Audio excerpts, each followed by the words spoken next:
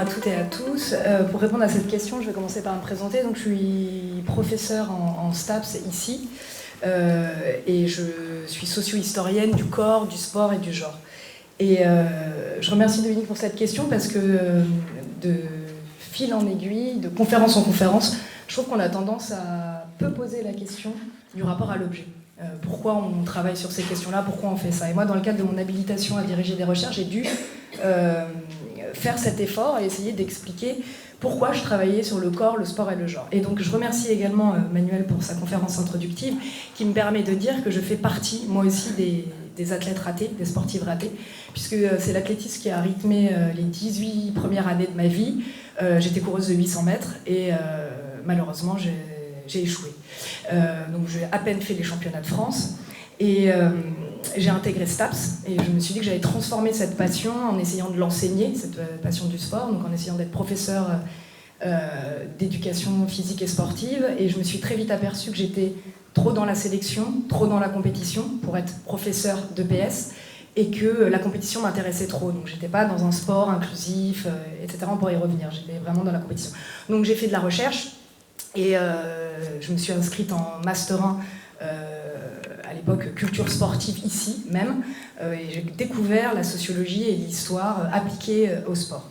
Et notamment, j'ai découvert très tôt, grâce à des très grands professeurs comme Christian Possiello ou Catherine Nouveau, que le sport représentait un champ particulièrement passionnant pour questionner les processus de catégorie, de catégorisation, et notamment ce qui m'intéressait tout particulièrement, je vais y revenir, la bicatégorisation sexuée, la bicatégorisation homme-femme.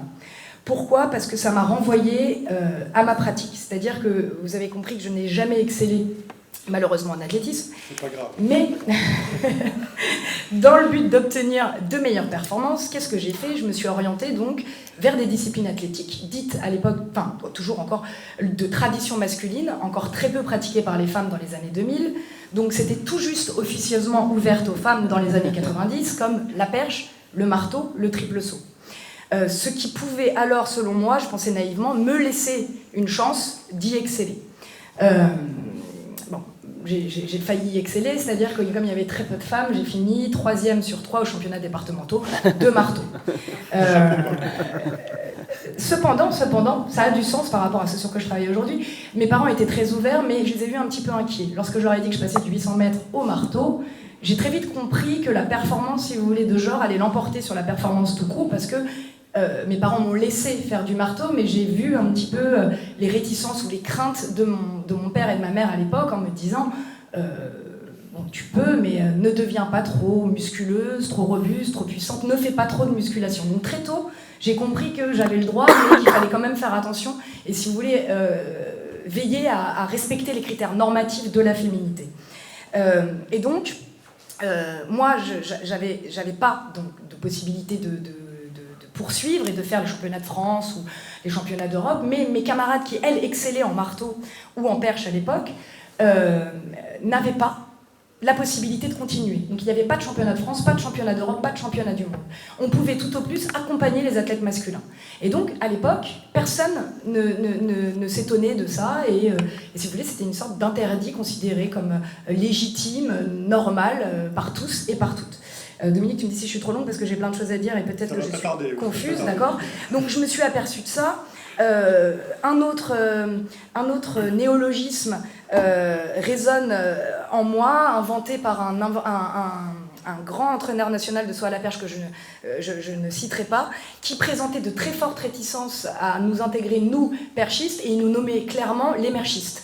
Donc tout ça me renvoie à mes problématiques aujourd'hui. Une autre inégalité, et vous verrez, parce qu'on poursuivra et je vais finir là-dessus, qui m'a marquée, c'était la non-mixité des entraînements dès lors qu'on arrivait à l'adolescence.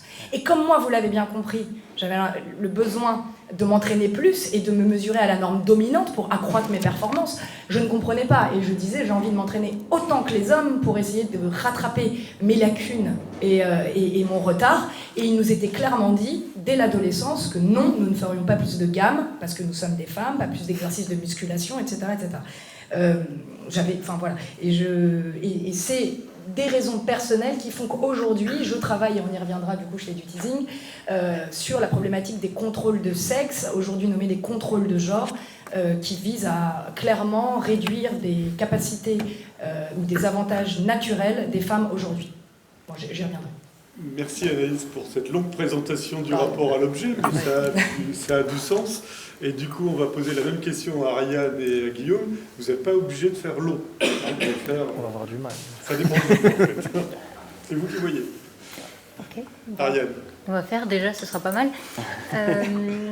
Moi, mon rapport à l'objet, il est effectivement, je fais également partie des champions ratés, très clairement, pour le coup, puisque j'ai pratiqué l'équitation en compétition de concours complet pendant un paquet d'années, et un accident de cheval m'a fait passer en compétition para-équestre, et je connaissais rien de ce milieu, absolument rien. J'ai débarqué totalement, et je me suis rendu compte justement qu'il y avait une question de sélection, puisque en fonction du handicap, en fonction de la pratique, en fonction de la personne, l'accès à la pratique sportive n'était pas la même. Quel handicap pour quelle pratique et quel niveau de pratique? Et donc ça a été une question extrêmement centrale qui m'a amenée à entrer en thèse à l'Université Paris-Sud, justement sur la question des litiges dans les Jeux paralympiques et sur la question de comment pratiquer à haut niveau avec un handicap et quel handicap, qui était dedans et qui était dehors. Et donc, soit je continue, soit je... Oui, on va passer la parole. Voilà. Qui en plus pourra donc prendre la parole plus longuement, puisqu'il pourra j'enchaîne à la suite. Ok. Du coup, moi je suis aussi un champion raté, donc vous êtes face à des champions ratés. Moi plutôt dans les sports de combat, j'ai même été champion, mais UNSS, donc ça compte pas pour beaucoup. Voilà, il y a différents titres de champions et qui sont plus ou moins reconnus. Ça m'intéresse parce que moi aussi je travaille dans une fédération, enfin je travaille sur le cas d'une fédération aujourd'hui qui n'est pas reconnue quand elle donne des titres comme des vrais titres de champion. Donc c'est on pourrait dire des sous-champions. Donc voilà, j'ai pas été un vrai champion, même si j'ai eu ce titre symbolique, mais qui ne l'est pas. Et l'autre dimension intéressante, c'est que j'y crois toujours à 29 ans, et même si je suis en thèse, je me dis toujours des fois, en plus je suis dans les sports de combat, donc vers 30 ans on a encore des espoirs, je me dis pourquoi pas essayer un combat pro un jour, etc. Ce qui est intéressant, et on va le voir avec les cas que je vais montrer, c'est que l'acteur est capable d'avoir plusieurs modèles en lui et de croire quand même à cette dimension compétitive, d'en avoir envie, en ce mythe du champion que tu as décrit, et en même temps de critiquer ce modèle-là et d'y voir toutes ses limites. Et c'est les exemples que je vais vous donner maintenant. Du coup, j'enchaîne. Alors, juste un mot pour dire quand même que c'est assez étonnant que tous les trois vous ayez dit une réussite sportive, c'est une réussite en termes de compétition et de résultats. C'est ce qu'on et nous vous a avez donné en à fait voir. manqué. Ouais. Pour ma part, qui n'ai pas été bon non plus, qui ne suis pas bon en termes de sport, je dis que je suis un sportif durable. À défaut d'avoir été bon, je suis un sportif durable. Moi non. Et c'est intéressant de voir comment on se pose la question de la réussite sportive. On pourrait parler d'ailleurs de la réussite scolaire de la même manière, ou de la réussite de la vie, simplement.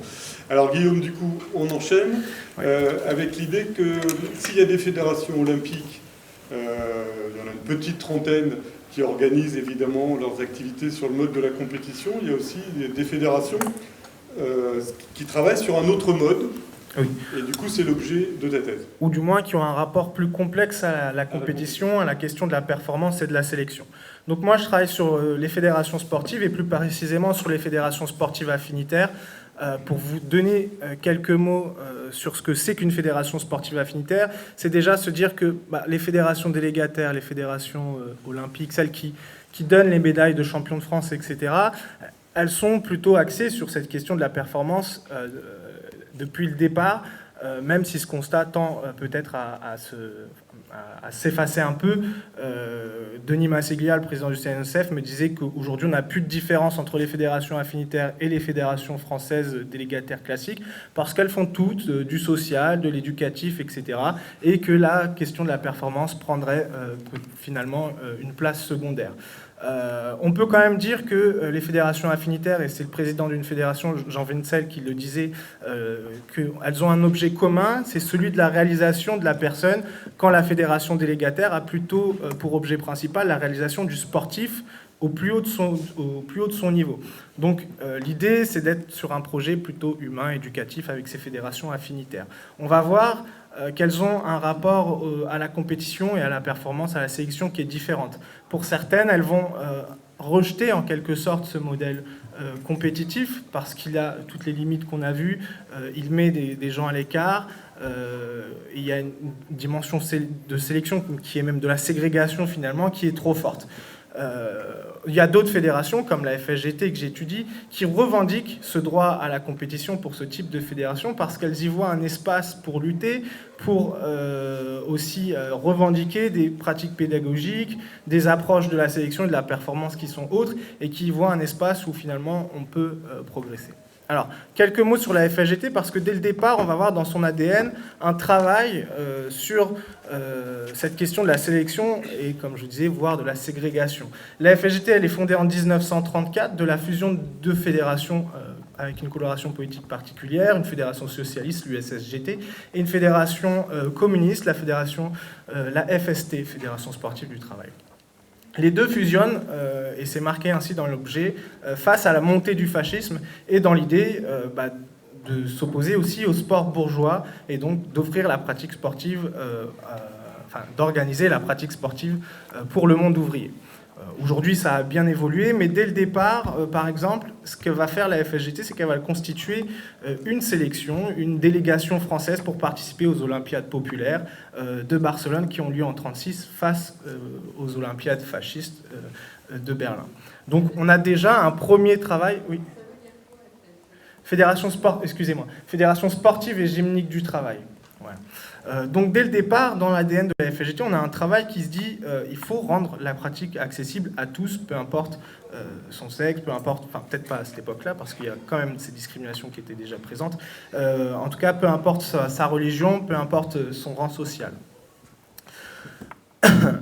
Aujourd'hui, on n'a plus cette relation au monde ouvrier, ni même aux questions religieuses, mais on a encore des choses, et je vais prendre un exemple qui est le foot à 7. Donc, c'est une forme de foot différente, où justement on a un travail sur les règlements, on a un travail sur les formes de pratique, qui permet finalement à un plus grand nombre de sportifs de participer à ce jeu-là, et d'avoir un rapport à la compétition qui est autre que celui de la performance ou de la sélection.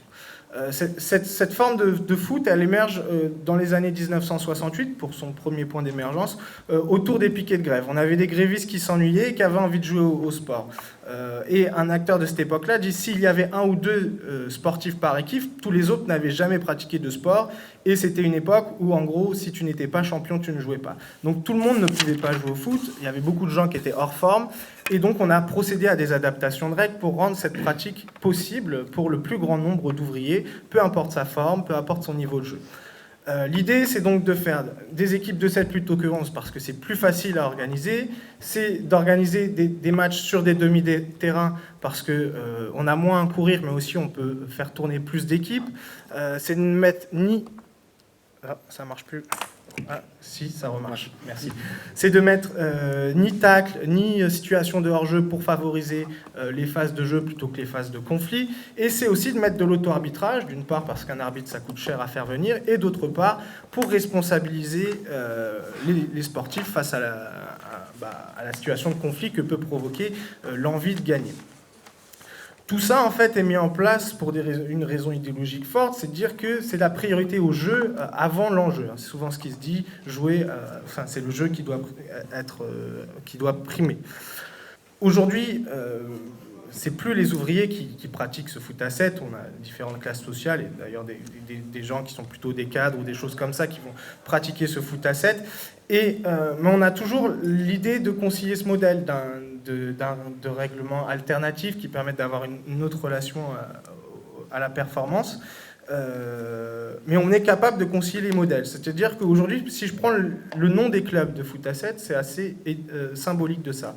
On a le Bayern de Munich, le Real de Martine, l'OGC Nice, le PSV Eindhoven. Alors, ça a l'air comme ça, assez rigolo, etc. Il y a une dimension assez comique, mais cette dimension d'autodérision, elle est intéressante pour deux choses. On va à la fois se répondre et se reconnaître dans le modèle du foot classique, professionnel, médiatisé, avec l'importance de la performance, du joueur le plus fort de l'équipe, et des grandes équipes européennes et des grands joueurs. Et en même temps, on va avoir cet attachement à un modèle de foot alternatif, et les acteurs le disent eux-mêmes, le lundi soir c'est notre Champions League à nous. Donc à la fois ils sont dans cette situation, oui ils veulent gagner, oui ils veulent être dans ce système classique de la compétition avec des champions, etc. Et d'ailleurs, moi c'est ce que je retiens de cette étude, c'est qu'il y a un vrai besoin de compétition des acteurs, et de l'autre côté ils sont capables de dire oui, mais on a aussi un modèle alternatif qui nous permet d'avoir une autre relation. On n'est pas dépendant d'un arbitre, on essaye de faire jouer tout le monde, la technique et le jeu doivent primer sur les grandes courses et la performance physique. Je ne vais pas donner le deuxième exemple que j'avais prévu de donner, je le garderai peut-être pour les questions. Mais l'idée, c'est que dans cette institution, finalement, on a gardé l'idée de compétition parce qu'on estime, et c'est bien sûr lié à une idéologie marxiste et communiste, que la compétition, elle sert une notion qui est centrale pour eux, la question du progrès, la question de l'émancipation humaine. Il y a toutes les limites qu'on peut avoir là-dedans. Par exemple, en foot à 7, il n'y a ni femmes ni enfants, donc ça pose quand même beaucoup de questions. Les premières compétitions de foot à 7 avec des femmes émergent seulement aujourd'hui, alors que ça existe depuis 68.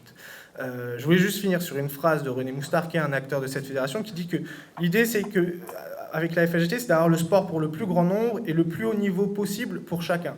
Donc l'idée de cette sélection-là, elle est vue d'un point de vue peut-être plus positif et avec l'idée d'une dimension éducative et qui n'est pas obligé de mettre à la marge certains pratiquants. Mais dans les faits, je n'ai pas pu le montrer là, c'est beaucoup plus complexe et ça ne marche pas toujours. Voilà. Merci Guillaume pour ce premier éclairage. Voilà un exemple d'une fédération donc affinitaire. Il y en a une autre représentée dans la salle donc aujourd'hui par Benoît Gallet, qui représente donc l'UFOLEP, qui est une autre fédération affinitaire, qui développe aussi un rapport, peut-être que Benoît pourra en dire un mot s'il le souhaite, donc un rapport un peu différent aussi à la compétition. Deuxième éclairage, Ariane, dans un secteur un peu différent, pour le coup, je ne sais pas quel mot vous allez trouver, comment dans le secteur du handisport, la question de la sélection se pose. Déjà, c'est la question du sport et handicap, le handisport étant en France très spécifié au handicap moteur, et donc de manière qui exclut le handicap mental et le handicap psychique. Moi, je vais particulièrement parler de la problématique des Jeux paralympiques, donc du sport de haut niveau et du sport de compétition, qui déjà par principe est élitiste. Donc la question de la sélection s'inscrit très clairement, comme l'a expliqué M. Chotet tout à l'heure. Donc de manière assez générale, la question de la sélection, c'est une notion centrale en matière de sport de haut niveau et de sport de compétition. Le handicap, et plus particulièrement le sport et handicap, de haut niveau n'échappe pas à cette problématique. Donc l'essor des Jeux paralympiques, depuis leur reconnaissance en tant que Jeux paralympiques, le mot paralympique, en 1960 à Rome, jusqu'à leur apogée médiatique de Londres en 2012, vous avez probablement dû en entendre parler, a soulevé la question du sport-spectacle et de la médiatisation du sport-spectacle, qui est déjà une seconde notion de sélection.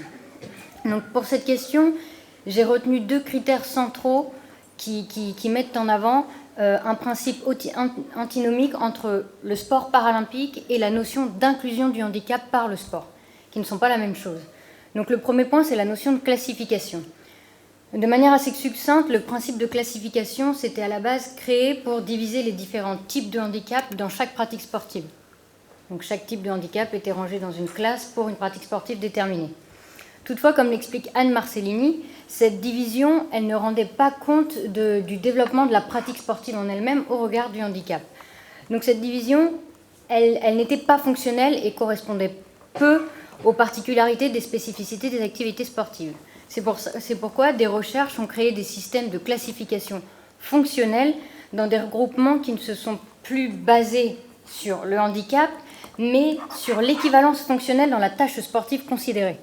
C'est un peu compliqué, mais en gros, ce qu'on a regardé, c'est comment chaque type de handicap pouvait s'adapter à la pratique sportive et comment certains types de handicap pouvaient aller avec d'autres types de handicap au regard de la performance. Tu peux prendre un exemple ? Par exemple, on peut voir une personne amputée des 2 jambes et une personne amputée d'une seule jambe dans la même pratique physique, dans la même classe, parce que par rapport à l'adaptabilité de la pratique, ils vont pas avoir de différence. Par exemple, le tir à l'arc, qu'on ait 2 jambes ou une seule jambe ou 0 jambe, pour le coup, ça change pas grand-chose sur la performance sportive si le haut du corps est extrêmement fonctionnel. Ça vous va? Très bien. Donc, plus simplement, la question de la classification, ça veut dire que les personnes n'étaient pas triées par type de handicap, mais par niveau d'adaptabilité du handicap au regard de la pratique sportive. Donc, la question de la classification, elle pose un problème de sélection majeur pour les Jeux paralympiques, puisqu'elle est en constante évolution. L'adaptabilité des pratiques sportives évoluant avec les connaissances, les technologies et tout, ça fait que chaque année, la classification évolue. Ça a pour impact que des personnes qui étaient dans une classe une année, 4 ans plus tard, ne vont plus être dans la même classe et ne vont plus avoir accès à leurs pratiques sportives exactement de la même manière. Dans certains cas, ça peut même pousser à ne plus entrer dans aucune classe sportive, donc ne plus être athlète paralympique. Donc il faut savoir que dans une carrière sportive, 4 ans de Jeux paralympiques, c'est 20 ans de préparation de vie. Et donc si du jour au lendemain, parce qu'on ne rentre plus dans la classe sportive, on n'est plus athlète paralympique, on perd quand même notre profession, pour beaucoup d'entre eux. Donc ça engendre énormément de litiges au regard des évolutions de la pratique sportive, et également au regard de la question de la médiatisation des Jeux paralympiques. On a fusionné certaines catégories, certaines classes, pour permettre une meilleure visibilité. Le problème, c'est que ça a créé une fusion entre des classes supérieures et des classes inférieures dans le même groupe. Donc des gens qui étaient dans la classe inférieure se sont retrouvés face à des gens qui allaient être plus performants qu'eux légitimement. Donc les personnes de la classe inférieure vont se retrouver beaucoup moins en possibilité d'accès à la performance qu'avant.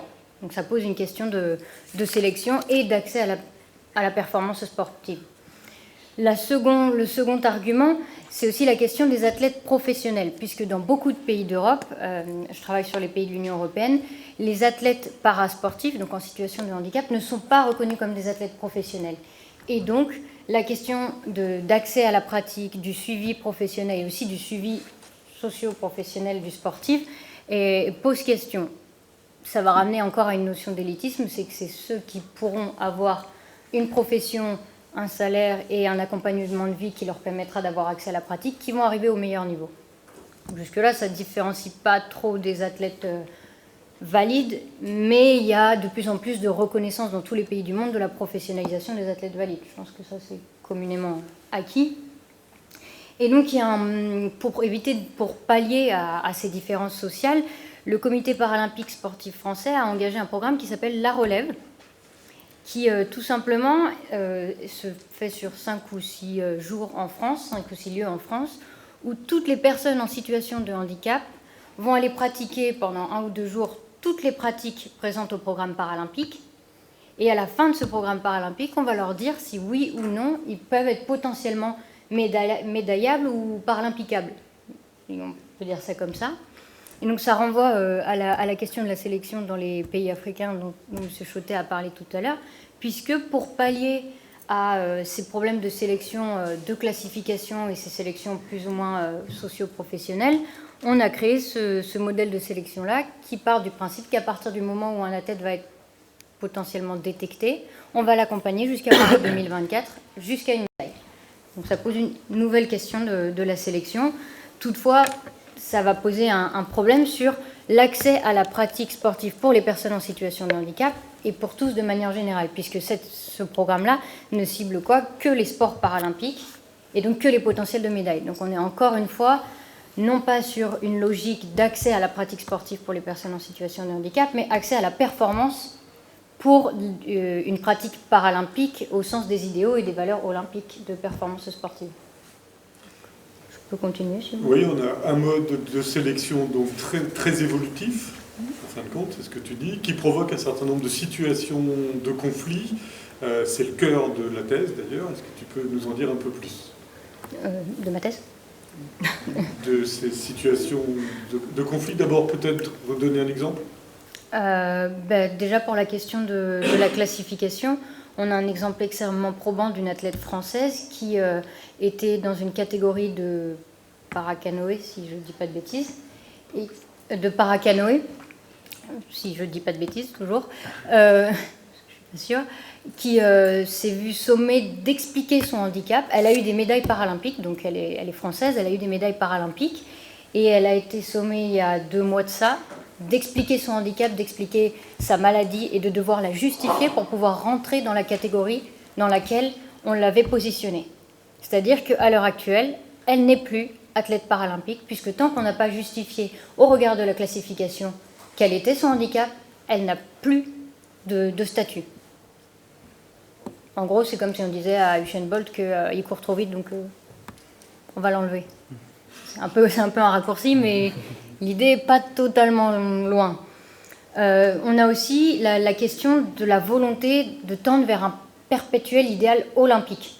Et ça, c'est la question d'Oscar Pistorius, mis à part 2-3 problèmes, d'Oscar Pistorius et aussi de Marcus Reim, puisqu'il y a constamment, c'est des études qui ont été menées par Karen Depot, une dualité chez les athlètes paralympiques entre volonté d'être reconnus en tant qu'athlètes, en tant que tels, et non pas par leur handicap, et la volonté aussi de revendiquer un handicap et une identité paralympique propre qui ne tend pas vers l'olympisme. Et donc c'est une dualité constante qui ramène à 2 autres notions de sélection, puisqu'on a les athlètes qui, comme Oscar Pistorius et Marcus Reim, tendent vers des performances valides. Ils vont essayer de pratiquer en valide. Ils ont tous les deux fait des performances en valide. Et ils ont tous les deux demandé à participer aux Jeux Olympiques. Dans le cas d'Oscar Pistorius, on lui a accepté puisqu'il a fait une procédure juridique auprès du tribunal arbitral du sport pour ça. Dans le cas de Marcus Reim, il n'a pas souhaité engager une procédure juridique et a préféré rester dans le secteur paralympique, bien qu'il avait demandé à faire les Jeux Olympiques. Et à l'inverse, on a des athlètes qui ne souhaitent pas pratiquer dans l'olympisme, puisqu'ils considèrent que le mouvement paralympique, ses valeurs, mais aussi la notion de record, sont propres au paralympisme. Puisque ça pose la question, comme l'a soulevé M. Chotet, du dopage technologique. Est-ce que la question qui s'est posée pour Oscar Pistorius, c'est est-ce que ces prothèses ne l'avantagent-elles pas? Et dans ces cas-là, est-ce que cela justifie ou non de vouloir aller pratiquer dans le secteur olympique? Puisque le secteur paralympique les accepte et ont une réglementation propre à leur handicap et à leur modification technologique, on peut dire ça comme ça. Et donc, beaucoup d'athlètes ne considèrent pas qu'un athlète paralympique ait besoin d'aller dans le secteur olympique pour être reconnu en tant qu'athlète, puisque la performance paralympique suffit en elle-même. Donc ça pose encore une fois des nouvelles questions de sélection. Comment faire le passage entre les deux? Qui va pratiquer vers quoi? Puisque les athlètes qui s'entraînent, par exemple Oscar Pistorius ou Marcus Reim, se sont entraînés dans l'idée d'atteindre une performance olympique et non pas une performance paralympique. Donc la question de l'environnement est déjà aussi complexe, et ça pose aussi une autre question de sélection, c'est quel handicap? Puisque l'avantage technologique est prouvé. Effectivement, on peut avoir des modifications technologiques. Mais par exemple, la question du handicap mental reste une problématique majeure dans les Jeux paralympiques, puisque de 2000 à 2012, ils ont été enlevés des Jeux paralympiques pour diverses raisons, notamment de triche. Ils sont revenus aux Jeux paralympiques en 2012, mais ils ne concernent que 3 voire 4 épreuves qui ont beaucoup changé entre 2012 et 2018. Donc la question de la sélection du handicap est clairement là, puisque le handicap mental est encore extrêmement problématique. Donc c'est encore plein d'autres choses. Et il y a aussi une question de vouloir montrer qu'une personne paralympique peut faire de l'olympisme, puisqu'en fait depuis 1952, il y a des athlètes paralympiques qui sont olympiques, qui font les Jeux olympiques et qui ne sont pas forcément reconnus en tant qu'athlètes paralympiques, puisqu'à partir du moment où ils entrent dans le mouvement olympique, ils deviennent athlètes olympiques. Et c'est le cas par exemple de Lise Artel, qui a gagné une médaille d'argent en dressage aux Jeux olympiques d'Helsinki, mais aussi par exemple le cas de Jeff Float, qui a gagné une médaille d'or en natation à Los Angeles en 1984. Et cela jusqu'à Oscar Pistorius. Est-ce que quelqu'un les connaissait ici? Je dois dire que non. Parce que justement, tant qu'il n'y a pas eu la médiatisation du passage du paralympisme à l'olympisme, cette question ne se posait pas. Et donc ça pose encore une fois plein d'autres questions. Merci Ariane pour ce deuxième éclairage. On enchaîne avec le troisième, Anaïs. Alors, pour commencer, le fait que, Dominique, toi, tu te définisses comme sportif durable, je trouve la formulation géniale, et nous, plus ou moins sportifs ratés. J'espère durable. Comment ? Ouais, t'espères durable. Je pense qu'il y a quelque chose qui ressort de tout ce qui a pu être dit, c'est que le monde sportif est organisé autour de valeurs énoncées en tension les unes avec les autres. Et il y a deux maximes qui caractérisent un petit peu le monde du sport, dans lesquelles chacun pourrait se reconnaître, et que tout le monde connaît, je pense, l'important c'est de participer, versus situs altus fortus. Et donc ce que je dis souvent à mes étudiants, c'est le rapport à l'objet et le rapport au sport. Est-ce qu'on est dans une finalité, comme la mienne, hyper compétitive, où inévitablement il va y avoir de la sélection, ou au contraire, on est dans une finalité d'un sport inclusif, où là, chacun va avoir sa place et la sélection va s'opérer autrement. Je prends souvent cet exemple. Il y a une vidéo virale, il y a 2 ans je crois, de frères triathlètes qui sont en passe de remporter une très grande compétition, et puis il y a un troisième qui n'est pas leur frère, et le frère qui est un grand champion, 100 mètres avant la ligne d'arrivée, s'effondre. Le frère, au lieu de continuer, l'autre frère, au lieu de continuer et de gagner, parce qu'il pouvait vraiment remporter la compétition, s'arrête. Et donc il laisse la première place à quelqu'un qui n'est pas de la famille, et puis ils franchissent la ligne d'arrivée après.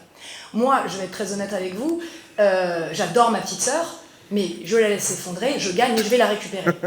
Donc ça peut être volontairement dérangeant et limite caricatural, mais c'est le rapport au sport et à l'objet que j'en ai. Donc, tu disais que ça renvoie à plein de choses, hein, et moi j'ai ce rapport au sport très sélectif et très compétitif. Et en tant que femme, d'autant plus on va voir que la sélection est inhérente au fait d'être une femme, et que les instances dirigeantes sportives ont passé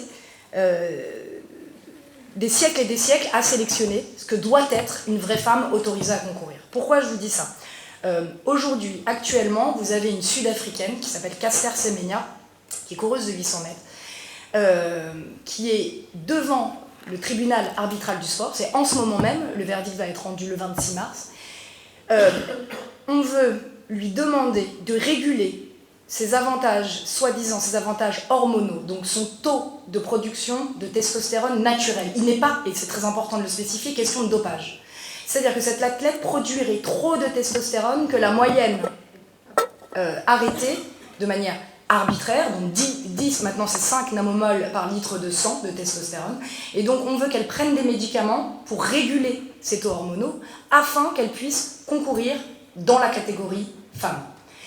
Vous allez pouvoir me dire, peut-être que cet athlète, du fait de sa production hormonale qui est naturelle, présente ce qu'on appelle dans le monde du sport un avantage physique.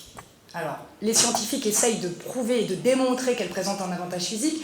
Il est très compliqué, il est attesté scientifiquement que de la testostérone que l'on s'injecte de manière exogène, artificielle, permet d'accroître la puissance, la musculature.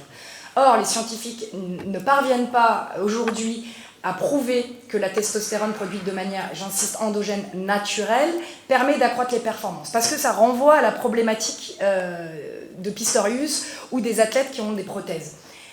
Le corps est un ensemble de production hormonale, de production de différentes... On pourrait parler il faudrait isoler, si vous voulez, tout ce que le corps produit, les hormones de croissance, les corticoïdes, etc. Et donc, du coup, il est impossible d'isoler la testostérone produite de manière naturelle pour pouvoir prouver que c'est uniquement la testostérone que produit Caster Semenya qui lui permet d'accroître ses performances. Je ne sais pas si vous voyez ce que je veux dire. De la même façon que ça s'est posé pour le cas d'Oscar Pistorius, il aurait fallu couper les jambes, vraiment, hein, c'est de ça qu'il s'agit, hein, tu m'arrêtes si je dis des bêtises, mais couper les jambes d'un valide qui ait bénéficié des mêmes conditions sociologiques d'accès à la performance qu'Oscar Pistorius, et Dieu sait qu'elles sont nombreuses, afin de pouvoir voir s'il y a avantage. Du coup, ça me permet de faire un lien avec l'introduction de Manuel qui disait que la beauté du sport, surtout le sport de compétition, c'est qu'on se dit qu'on est tous effectivement égaux dans les starting blocks et qu'on est tous à égalité. Or, c'est un vœu illusoire, parce qu'on l'a bien démontré, enfin, je pense tous les quatre, c'est que malheureusement, on pense tous être égaux dans les starting blocks, mais dans la vie de tous les jours, même en CP. Hein. Or, on sait très bien qu'il y a un ensemble de composantes indissociables qui permettent de déterminer et d'expliquer la performance. Et surtout, chez les femmes, je vais essayer d'y revenir, des conditions sociales, des choses qui relèvent de la socialisation, des conditions historiques, des conditions économiques, on l'a vu, etc. On pourrait multiplier à l'infini, qui permettent d'expliquer la performance. Pourquoi je dis ça ? Puisque depuis que les femmes ont pu mettre en mouvement leur corps, donc fin 19e, début 20e, depuis que le sport féminin s'est institutionnalisé, ils ont essayé, si vous voulez, les instances dirigeantes sportives, de perpétuer l'infériorité dite physiologique, naturelle des femmes. Effectivement, aujourd'hui, aucun record olympique n'est le fait de femmes. On est d'accord, là on parle toujours de haut niveau. Effectivement, aujourd'hui, vous prenez l'équipe de France de foot de femmes et vous la faites jouer, qui va d'ailleurs participer à la Coupe du Monde de foot là, cet été en France, et vous la faites jouer contre nos champions du monde, elles n'ont aucune chance de gagner, il y a une réalité. Mais le monde du sport tente de faire croire que cette inégalité et cette infériorité est uniquement naturelle, physiologique, biomécanique, etc. et j'en passe. Or, si on se plonge dans l'histoire du sport, on se rend compte que dès qu'elles ont pu être autorisées à mettre leur corps en mouvement, ça a été avec des processus de sélection. C'est-à-dire, est-ce que vous vous êtes déjà posé la question, peut-être pas et c'est pas grave, pourquoi les femmes ne font que 2 sets à Roland-Garros plutôt que 3 ? Pourquoi les femmes ne lancent un poids de 4 kilos à haut niveau alors que les hommes, je ne sais plus, c'est de l'ordre de 7 kilos ? Pourquoi on fait, attention, 100 mètres haies au lieu de 110 mètres haies ? Pourquoi les haies sont plus courtes ? Effectivement, il y a de toute façon, à la base, avec notre socialisation, etc., une infériorité naturelle qui était prouvée, enfin, qui n'était pas prouvée, pardon, mais qui était évidente. Mais, si vous voulez, le monde du sport, en sélectionnant qu'est-ce que doit être une vraie femme, et on le voit bien avec l'histoire de Caster Semenya, j'espère que je ne suis pas trop confuse, une femme ne doit pas être trop forte, une femme ne doit pas produire trop de testostérone, une femme ne doit pas être trop puissante, une femme, surtout, ne doit pas sortir des critères normatifs de la féminité. Parce que Caster Semenya, plus que sa performance, c'est son genre qui dérange. Cette athlète, si vous voulez, elle court en 1 minute 55 secondes et 45 centièmes, je crois que c'est son dernier temps, aux 800 mètres. Avec un tel temps, elle ne peut même pas être sélectionnée au championnat de France masculin de 800 mètres. Donc, si vous voulez, c'est pas tant la question de l'avantage physique ici, c'est plus la question du genre, parce que je vous invite tous à aller voir, c'est dommage parce que voilà, on n'avait pas prévu mais à aller voir le genre que propose Caster Semenya. Elle refuse tout bonnement de performer son genre. Qu'est-ce que ça veut dire ? Elle refuse de se mettre du maquillage, du rouge à lèvres, de se vernir les ongles. Elle a une voix très rock, elle a un corps qui est un corps d'athlète de 800 mètres, c'est-à-dire que quand on fait du 800 mètres, on ne peut pas faire du 95C et avoir des hanches et avoir tout ce qui relève des critères normatifs de la féminité, à savoir les seins, le symbole de l'allaitement et j'en passe. Puisque ça me permet de dire que dans les années 1910-1920, dès lors qu'on a accepté de mettre les femmes, d'accepter que les femmes fassent du sport, notamment du sport de compétition, même si ça a été beaucoup plus complexe, c'était toujours sous couvert d'injonctions paradoxales, à savoir faites du sport, mais pour régénérer la nation, pour faire des enfants potentiellement robustes, donc toujours et surtout ne mettez pas en danger vos organes reproducteurs et restez ne soyez pas, et je cite, des viragos ou stériles ou des lesbiennes, et surtout, ne vous désintéressez pas ou alors n'ayez pas un corps qui sorte des critères normatifs de la féminité et qui n'intéressera pas le désir masculin. Je vais finir là-dessus, je suis peut-être un peu trop longue. J'en veux pour preuve un exemple qui fait beaucoup rire mes étudiants, mais qui est pour moi extrêmement révélateur. À la fin du 19e, début 20e, les femmes accèdent à la bicyclette. C'est une pratique utilitaire, donc de plus en plus de femmes font de la bicyclette, etc., se réjouissent parce que ça leur permet d'être plus mobiles, de pouvoir se déplacer. Très vite, puisque c'est un petit peu ma thèse, je travaille sur les discours médicaux et l'accès des femmes aux activités physiques et sportives, les médecins vont accuser les femmes de s'adonner à des pratiques masturbatoires, comme à l'époque avec les machines à coudre, avec le jeu des pédales, et donc vont accuser les femmes, et ça c'est pas anecdotique, c'est dans toutes les thèses de médecine que j'ai pu lire fin 19e, début 20e, vont avoir très peur que les femmes s'adonnent à la bicyclette, donc qu'elles puissent avoir du plaisir par elles-mêmes, mais plus encore, et c'est vraiment explicitement dit, qu'elles se désintéressent de leur mari et qu'elles soient, tout simplement, elles s'émancipent. Et donc, derrière, il y a cette volonté de toujours que les femmes puissent être performantes, mais demeurent femmes. Et qu'est-ce qu'on entend par demeurer femme? Demeure et reste mère. Voilà. Merci Anaïs. Je suis partie dans tous les sens. Non, absolument pas. Donc voilà, là on a 4 éclairages qui se veulent complémentaires parce qu'ils sont un peu différents, mine de rien. Est-ce que ça amène des questions? Il nous reste 20 minutes à peu près. Est-ce que ça amène des questions, des observations, des réactions? Je disais tout simplement que c'était le bordel partout, et notamment pour les Paralympiques et pour les femmes. Mais vous ne pensez pas que, si je reprends à la fois les Paralympiques et les femmes, excusez-moi monsieur, on n'est pas dans un processus qui s'améliore malgré tout avec le temps? Alors le temps est extrêmement lent, mais du côté de la reconnaissance des femmes dans le sport, j'ai l'impression que ça s'améliore un peu. Du côté des Paralympiques, j'ai l'impression que ça s'améliorait un peu, mais avec ce que vous dites sur les histoires de changement des classes, on s'en sortira jamais, quoi. Moi, je vous remercie de votre intervention parce que j'ai tendance à toujours voir le verre à moitié vide. Et donc, du coup, à en oublier qu'effectivement, il y a beaucoup de choses qui sont faites en faveur du sport pour les femmes. Il y a beaucoup d'évolutions. Exactement. J'ai appris là que très récemment, quelque chose, bon, ça va disparaître, mais quand même, les femmes ont eu accès aux 50 km marche à Rio en 2016. De plus en plus, il y a énormément d'évolutions. Par exemple, alors on se contente, mais TF1 a annoncé qu'ils allaient retransmettre tous les matchs de l'équipe de France de foot cet été. Donc il y a, alors c'est quand même, on se contente, ça devrait être une évidence, mais on se réjouit. Oui, exactement. Il y a beaucoup d'évolutions, mais il y a quand même énormément de résistance, c'est-à-dire que j'ai tendance à penser qu'elles ont le droit de faire du sport, il faut qu'elles en fassent, etc. Mais vraiment en prenant le cas de Caster Semenya, qui n'est pas un cas isolé, j'ai pris son cas parce qu'il est très démédiatisé, mais toujours en restant bien à leur place. Moi, c'est vraiment comme ça que c'est ma grille de lecture, c'est-à-dire que situs altus fortus, pas trop. Donc surtout ne pas remettre en cause la bicatégorisation sexuée, donc l'incertitude du résultat. Les femmes doivent être par principe inférieures aux hommes, donc moins fortes, et donc en ce qui concerne les records et les performances, mais aussi le genre, ce qu'elle nous donne à voir physiquement. C'est pareil qu'Anaïs, c'est vrai que je suis un peu biaisée parce qu'en plus je travaille sur les conflits, donc en plus je vais chercher le verre très très vide. C'est la base. Mais non, globalement il y a énormément d'évolution. Il faut se dire qu'à partir du début des Jeux de Stoke-Mandeville en 1944, on a une énorme évolution de l'acceptation culturelle du handicap dans notre société. Justement, la question de classification, c'est qu'on pousse, on n'est plus sur la pratique sportive pour les personnes en situation de handicap, on est sur la performance sportive. Donc on est déjà sur un niveau on est vraiment là sur la question de record, de performance, d'élitisme sportif, alors qu'on parle de handicap et qu'il y a quelques années de ça, on n'allait même pas parler de compétition sportive. Et c'est malheureusement pas si vieux que ça.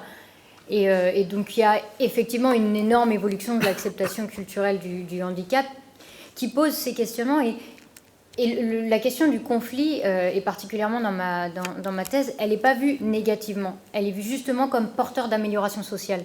Et ça, c'est vraiment un point très, très central.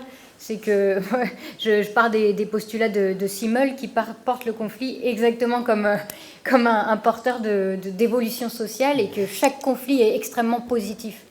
Et il montre que dans un autre contexte, si l'acceptation du handicap n'avait pas évolué, ce conflit ne serait même pas né puisqu'on n'aurait même pas posé la question. Et donc, justement, c'est plutôt bien. Merci. Merci pour vos témoignages et vos travaux sur ce sujet qui est complexe. Et c'est bien d'avoir un panel aussi représentatif des différents acteurs qui s'emparent du sujet de la compétition. Et en effet, les acteurs qui vont plutôt aller sur une démarche de recherche d'élitisme, et puis d'autres acteurs comme des fédérations multisports affinitaires, et un très bon exemple, qui se sont emparés depuis toujours de ce sujet qu'est la compétition, et qui se sont construits sur la compétition, justement peut-être en réaction aux dérives qui ont été exprimées dans l'introduction. Ces acteurs-là, il y a des fédérations, il y a aussi d'autres acteurs aujourd'hui, touchent quand même des classes sociales plus populaires. Et à un moment donné, le frein à l'accès à la compétition, c'est aussi un frein économique, un frein familial, de sphère familiale qui peut-être pas cette culture de la performance, ou pas cette culture sportive. Donc, ces fédérations-là ont quand même la capacité de toucher ces publics-là et ont construit des modalités d'accès à la compétition. Alors c'est un peu antinomique, parce qu'on va d'un côté la dénoncer, mais en même temps on va tout mettre en œuvre, nous, pour favoriser l'accès du plus grand nombre à des compétitions, alors sur des formules, je vais citer quelques exemples, mais sur des formules adaptées, sur une proximité géographique aussi de la compétition sportive, sur un lien avec la culture, le patrimoine.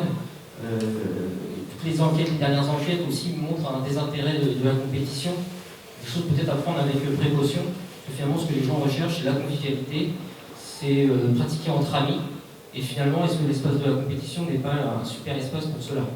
On voit quand même que les gens se réfèrent beaucoup à la compétition, parce que ça leur permet de rencontrer des personnes d'autres cultures, de traverser des régions. J'observe moi sur des championnats nationaux, bis peut-être, de compétition sportive. Pour des classes populaires, c'est le départ en vacances. Alors, on part au mois de juillet, au mois d'août, on va au championnat national de telle activité, et c'est un moyen en tout cas de faire du lien social. C'est aussi un bel outil sûrement pour faire passer des valeurs. On parle d'éducation, de diversité. C'est complexe, encore faut-il que les organisateurs des compétitions sportives puissent être accompagnés pour faire passer des valeurs, mais c'est quand même aussi un bel espace pour ça. La compétition, c'est pas que le sport qu'on voit à la télé, toutes les dérives, ça peut être aussi un beau terrain de jeu. Juste une remarque, on a fait souvent référence à des sports historiques qui se sont construits sur un moment où la compétition était la norme de notre société. Ce que j'observe, c'est plutôt sur les nouveaux sports, autour des cultures urbaines, autour des sports de nature, on voit qu'ils finalement ils reviennent à la compétition. C'est ce qui structure. Il n'y a pas encore une fois un désintérêt peut-être de la compétition. Par contre, ces nouveaux sports réinventent la compétition. Sur d'autres modalités, on a fait référence à beaucoup de performances mesurées. J'ai l'impression que ces sports-là réinventent d'autres modèles. On parle de battle, de choses beaucoup plus populaires, de rapport au corps, de performance. D'autres éléments qui sont finalement de la compétition, mais de la compétition autrement. Donc il y a peut-être un vrai sujet. Et à l'heure où le mouvement olympique surfe sur ces sports-là, notamment intégrant une activité très connue, le breakdance, ça va être intéressant d'observer cette double culture d'une communauté de pratiquants qui se sont construits sur des modalités compétitives complètement différentes du mouvement olympique, qui vont intégrer demain un programme olympique. C'est en tout cas très intéressant à observer. Mais la compétition est en tout cas, j'ai envie d'être positif sur ce sujet-là. C'est un bel outil d'éducation et de citoyenneté pour la pratique sportive. Alors, il n'y a pas de questions dans ton propos, mais du coup, j'en ai une pour Guillaume, peut-être, sur cet aspect. On a là deux exemples de fédérations qui ont un rapport à la compétition un peu particulier. On est sur le mode de la collaboration, finalement, de la coopération, de la transmission de valeurs, de la compétition entre pairs, etc. On n'est pas dans la performance du plus haut niveau. Guillaume disait tout à l'heure au détour d'une phrase, mais je l'ai entendu, ça ne fonctionne pas toujours. C'est-à-dire qu'en dépit de la déclaration de principe qu'on a à l'UFOLEP ou à la FSGT, est-ce que finalement les compétiteurs savent toujours où ils sont véritablement, ou est-ce qu'ils ne se trompent pas un peu d'endroit? La FSGT, elle a toujours essayé de rendre populaire une pratique qui est l'escalade. Elle a fait des choses innovantes sur ce point de vue-là, notamment en plantant les premières tours d'escalade à la fête de l'UMA dans les années 50-60, ou en créant les premières structures artificielles d'escalade en France, donc en mettant l'escalade à portée de main dans les villes, oui exactement, alors que jusque-là il fallait de l'argent pour aller à la montagne, etc. Il s'avère que tout de même, c'est la culture de la pratique et le fait que dans cette pratique, on retrouve beaucoup de gens qui ont un niveau de diplôme élevé qui prend le dessus. Et le grand drame de la FSGT, c'est de parler d'escalade populaire, mais d'une escalade populaire qui malheureusement ne touche pas forcément les couches de population qu'elle aimerait. Le deuxième exemple, c'est au niveau, tout à l'heure tu parlais de mythe, je vous ai dit que le foot à 7 ne touchait pas forcément les enfants, c'est parce que si, comme le dit Lahir, les acteurs sont capables d'être des acteurs pluriels et de mélanger plusieurs modèles dans leur socialisation et dans leur stratégie identitaire, les enfants sont un peu moins sur ce modèle-là, ils sont plutôt à dire moi, si tu me mets dans l'équipe FSGT, tu me mets dans l'équipe 3, 4, dans l'équipe du sous-foot. Donc il y a cette dimension-là. Et la FSGT, ce qui est intéressant, c'est qu'elle a construit des mythes ce que j'appelle en gros des mythes alternatifs, en référence à Khaled qui parlait des mythes sportifs et de l'importance dans la socialisation des sportifs de ces mythes. C'est que face à Ronaldo et Messi, la FSGT, elle va prendre Auguste Delaune. Alors, c'était le champion de France de 10 km, je crois, à la FSGT ou je sais pas quoi. C'est un acteur FSGT important. C'est quelqu'un qui a été résistant pendant la Seconde Guerre mondiale. Et on parle toujours à la FSGT d'Auguste Delaune, c'est très important. Il y a une coupe de foot Auguste Delaune. Et ce qui est intéressant, c'est que dans ce mythe alternatif, on parle certes de ses engagements en tant que résistant, mais on parle aussi de ses performances sportives. Donc ce mythe alternatif, lui aussi, confond les deux modèles sportifs dans la stratégie de la FSGT. Je vais juste dire une dernière chose, c'est que si on regarde l'UFOLEP et FSGT, j'ai fait une étude auprès des pratiquants, un questionnaire avec l'aide de l'UFOLEP, et je remercie encore. Quand les gens disent être attachés à la fédération, j'ai regardé les gens qui disent être attachés à la fédération, ils le sont souvent parce qu'il y a la compétition, et c'est souvent la première raison qui font qu'ils sont attachés à cette fédération. 62% pour la FSGT, à peu près le même idée pour l'UFOLEP, avec un petit billet que j'ai introduit, et je m'en suis pas rendu compte, mais maintenant je m'en rends compte, c'est que dans ma proposition de réponse, j'avais mis compétition ouverte à tous. Alors peut-être que c'est ça qui a permis qu'il y ait plus de répondants, mais en tout cas, pour une grande partie, c'est hyper important. Si j'ai encore 30 secondes, je voulais juste revenir sur un truc, sur la question du progrès, est-ce que ça va mieux ou pas pour les femmes ou pas, enfin la place des femmes dans les instants sportifs et par rapport à la compétition, etc. Un exemple, c'est que la FSGT en 75, par rapport à la Fédération française de lutte ou quoi, elle est la première à officialiser la pratique des femmes dans la lutte. Donc on accepte qu'il y ait un critérium national, pas un championnat de France, attention, mais un critérium national FSGT féminin, et qui se passe souvent en même temps que le championnat de France masculin, et les hommes on leur donne des médailles et les femmes on leur donne des t-shirts. En 1985 on leur donne des t-shirts bleu de Bresse, et là les femmes elles pètent un câble, elles disent pourquoi nous on n'a pas le droit au t-shirt champion fédéral, pourquoi on n'a pas le droit à une médaille.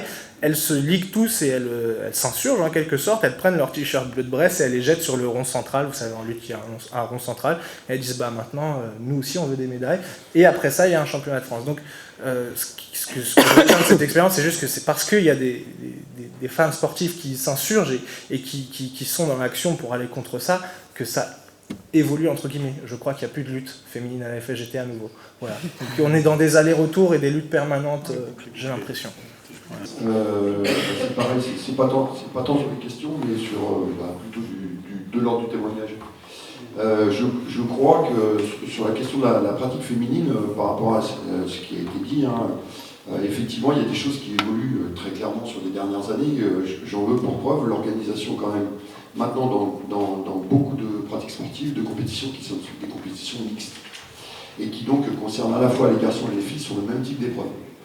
Il y a des biathlons, il y a des épreuves de biathlon mixtes, il y a des épreuves en ski qui sont des épreuves mixtes. Alors les garçons et les filles vont concourir de manière un petit peu différente, mais en tout cas dans le cadre d'une même épreuve. Ce qui n'était pas le cas il y a longtemps. Ça existe. Il y a les relais en natation, il y a le badminton, le tennis de table, où il y a un certain nombre de compétitions en mixité. Donc on peut se dire, tiens, effectivement, il y a des choses qui avancent. Et bien évidemment, moi je suis un peu comme Anaïs, c'est le côté dialectique qui me fait réagir en disant oui, ça réagit d'un côté, et en même temps, alors là je me place du côté des fédérations. Je crois savoir que dans les instances des fédérations, et je crois savoir aussi du côté des entraîneurs, c'est-à-dire de tout ce qui chapeaute en fait les pratiques sportives, c'est une domination quasiment sans partage et une domination masculine. C'est-à-dire que à la fois on ouvre, ce que je disais tout à l'heure, à la fois on ouvre aux femmes en disant bon, et effectivement il y a des choses qui changent, le triple saut, alors qu'on disait le triple saut c'est surtout pas pour les femmes, c'est très dangereux, il faut faire attention, le saut à la perche, il ne faut surtout pas le faire parce que c'est très dangereux pour les femmes.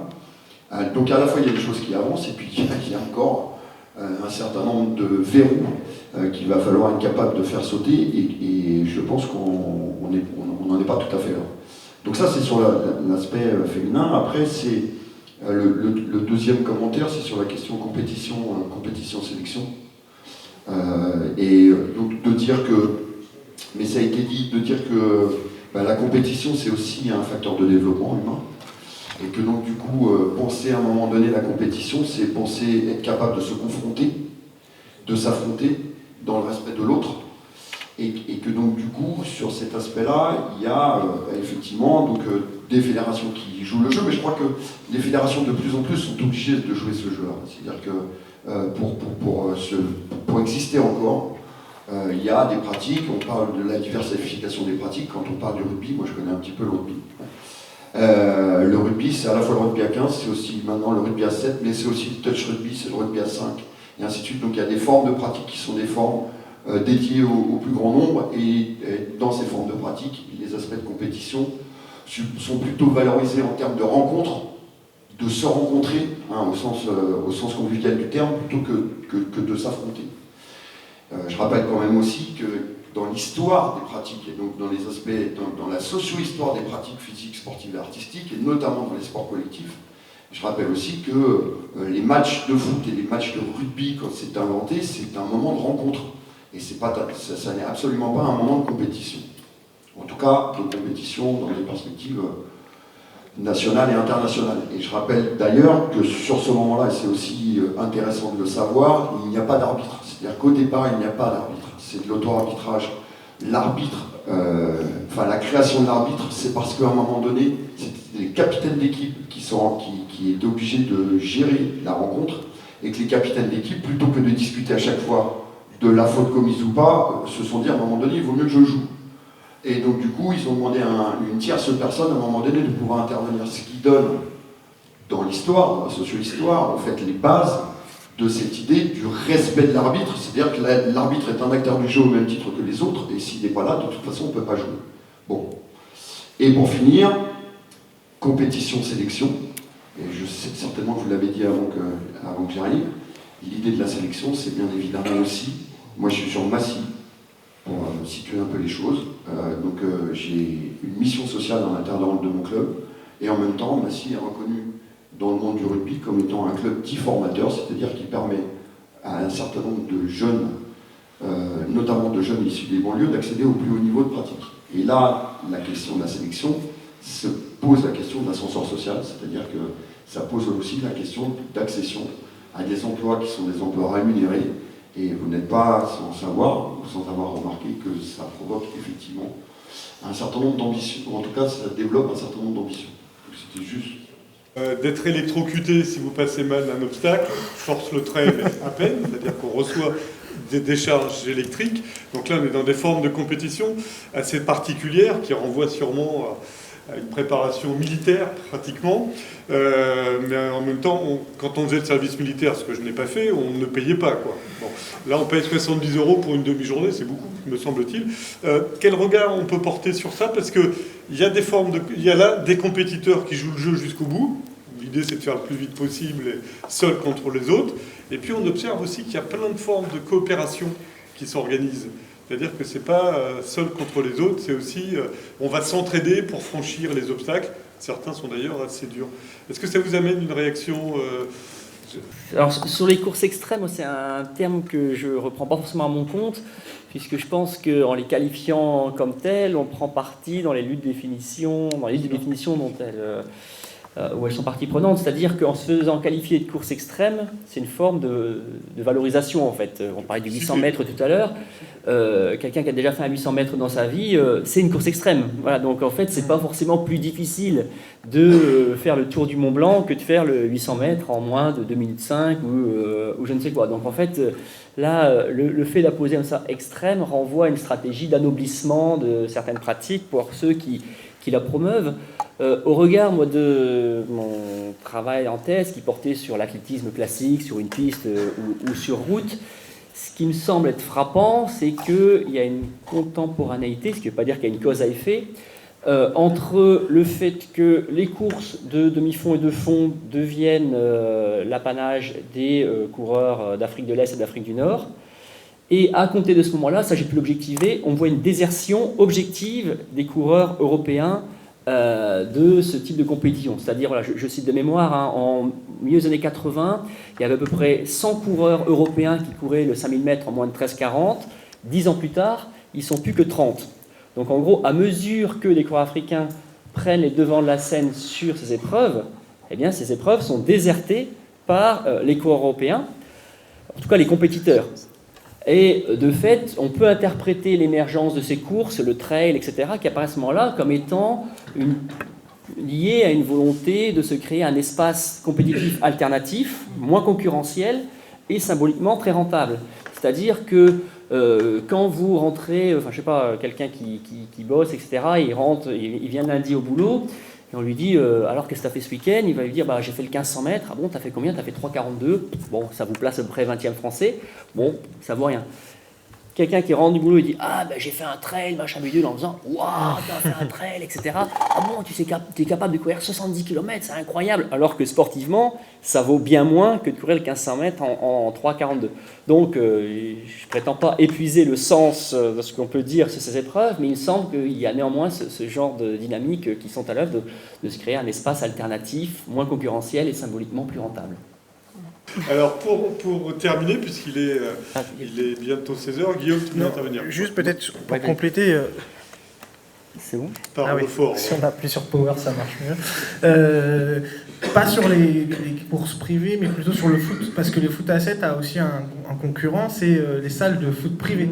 Et là aussi, c'était aller rechercher une alternative aux matchs de foot tels qu'ils sont organisés le dimanche matin. On vient, on fait son match, on s'engueule avec l'arbitre, on repart.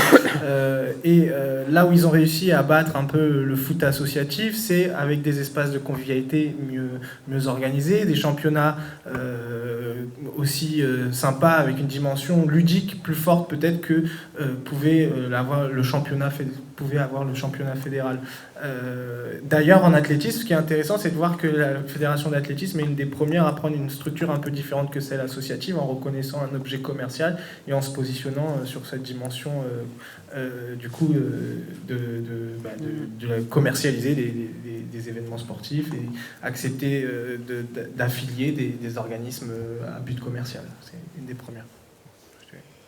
Alors pour conclure la table ronde, j'ai prévu de poser une question à nos 4 intervenants, une question sur la prospective de la compétition et de la sélection dans le domaine sportif. Et j'ai senti quelques résistances de leur part, parce qu'au fond, ils ont entendu la prospective comme étant une forme de prévision. Donc je m'insurge. La prospective, ce n'est sûrement pas de la prévision, ce n'est pas de la prédiction, c'est une façon finalement en tant que scientifique d'éclairer l'avenir dans sa complexité, dans sa pluralité. Donc je vous pose quand même la question, puis vous répondez si vous avez envie, puis vous répondez ce que vous voulez évidemment, mais je trouve intéressant que vous ayez en quelques mots, évidemment on ne peut pas aller très loin, quid de la sélection sportive dans 30 ans, en 2050, les Jeux Olympiques de Paris seront déjà bien loin, on ne les aura pas oubliés complètement, mais ils seront quand même bien loin.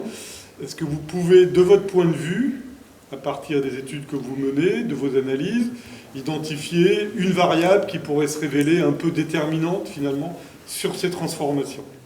Alors je sais que la question vous agace, vous l'avez dit, mais en même temps, ça m'amuse de vous la poser. Alors, qui commence? Il y a une chose, alors toujours, moi c'est le sport de compétition, mais même le sport amateur, il y a une chose qui caractérise le sport, c'est l'incertitude du résultat. Et je pense que si demain, par exemple, je vous dis, même à faible niveau, que par exemple la fac d'Orsay joue un match de foot contre la fac de Nanterre et que de toute façon il y aura 3-0 pour Nanterre. Ou PSG-EM, dimanche, si je vous avais dit c'est plié, je sais tout le monde va se désintéresser du sport. Et je pense que le seul moyen de maintenir cette incertitude de résultat, ça sera la catégorisation. Et je ne sais pas de quoi le sport sera fait dans 50 ans, etc. Mais il faudra maintenir cette incertitude de résultat. Et pour maintenir, c'est la catégorisation. Et qu'est-ce que génère la catégorisation? Nécessairement de l'exclusion ou de l'inclusion et de la sélection. Donc une première variable autour de l'incertitude, du résultat et de la catégorisation. Ouais. Ariane ? Alors moi, à la base, j'avais répondu aucune idée. Mais bon, Je mérite d'être honnête. Tu es honnête, c'est ça, c'est honnête. dans l'idée, potentiellement, ça dépendra clairement de l'acceptation du handicap dans notre société, à quelle place on va le mettre, et la question des politiques engagées entre le comité olympique et le comité paralympique, à savoir comment seront les Jeux olympiques et comment sera le sport de manière générale en 2050, parce que ça se trouve, où il n'y aura plus de Jeux olympiques, on aura créé un truc alternatif, ou il y aura des Jeux non olympiques au même niveau que les Jeux olympiques, avec toutes les pratiques non fédérales, et j'en sais rien. On sera tous des robots. On sera tous des robots, potentiellement, je sais pas. Mais l'idée, peut-être que la question des quotas sera un problème vraiment prenant est-ce que la question justement des quotas d'athlètes paralympiques aux Jeux olympiques aura encore une valeur ? Probablement pas. Merci Ariane pour cette contribution à la réflexion prospective. Moi, deux idées. La première qui va un peu dans le sens de ces courses dont on vient de parler, c'est l'idée que la sélection, elle se fera plus, et on en parlait ce midi, que sur la performance sportive, mais il y aura aussi toute cette dimension de est-ce que j'ai un nombre de followers suffisant sur les réseaux, et je pense aussi qu'on aura peut-être plus les mêmes champions ou cette primauté de la performance purement physique, mais aussi une primauté d'image, etc. Ça existe déjà, les courses Adidas, c'est basé là-dessus. On gagne à la fois pour sa performance sportive et à la fois parce qu'on a réussi à obtenir tant de likes sur une photo. Donc on va avoir ce modèle, et c'est peut-être pas forcément positif, qui va se développer peut-être. Et de l'autre côté, je pense aussi, parce que c'est ce que j'observe avec la FSGT, dans les années 80, on a eu un effacement de cet attachement à l'idéal communiste, ou du moins à des liens avec des traces du communisme. Et aujourd'hui, on est à la fois dans ce que je vous disais, des acteurs qui, à mon avis, vont continuer à mélanger les modèles, à la fois du compétitif, très performant, en disant oui, on veut gagner, c'est notre Champions League du lundi soir, et en même temps en disant oui, on veut que tout le monde participe. Et à la fois, j'ai l'impression que les gens vont ils ont un besoin de plus en plus fort de réaffirmer ce lien au communisme au sein de la FSGT, de réaffirmer une identité bien marquée. Et je pense que ça va faire évoluer un peu la relation à la compétition, en tout cas au sein de cette fédération dans les prochaines années. Merci. Au regard de ce que j'ai présenté, j'ai toujours insisté sur le fait que le sport tel qu'on le connaît aujourd'hui est un produit historique et un produit d'un certain nombre d'éléments contingents dont on ne pouvait pas prédire à l'avance le sens vers lequel ils allaient aller. Donc si je suis cohérent avec cela, ça m'est difficile de prédire ce qu'il adviendra. Néanmoins, ce sur quoi je veux attirer l'attention, c'est que la mort de la compétition a déjà été prophétisée plusieurs fois, de cette façon. Donc il y a eu des travaux dans les années 70-80 avec l'émergence de ce qu'on appelait les pratiques californiennes, etc. Donc le surf, l'escalade, etc. Ça allait mettre fin à la compétition. Je trouve que la compétition ne se porte pas si mal, en fait. Il suffit d'ouvrir un journal, regarder sur Internet, etc. Les compétiteurs sportifs les plus reconnus sont extrêmement visibles et sans doute plus qu'ils ne l'ont jamais été. Autre élément qui atteste que la compétition se porte bien, c'est que d'autres pratiques, a priori complètement déconnectées du sport pendant très longtemps, sont en train d'intégrer, en tout cas pour partie logique sportive. Je pense aux jeux électroniques, aux jeux vidéo, le e-sport. Il y a 3 ans, quelqu'un qui aurait dit le e-sport, ça peut être un jeu olympique un jour. Il était directement interné. Il y a 1 an, peut-être. Aujourd'hui, c'est le CIO qui commence à en parler. Donc là, les choses sont en train d'évoluer à très grande vitesse. Un autre élément sur ce qui pourrait tuer le sport, la compétition, qui est souvent invoqué, c'est l'argent tue le sport, etc. Là encore, c'est un peu plus compliqué quand on regarde historiquement le sport professionnel, etc. Par exemple, le football devient professionnel dans les années 30, c'est à partir de ce moment-là où on paie des joueurs pour ne rien faire d'autre que jouer au football, donc l'argent est mis au service de la performance.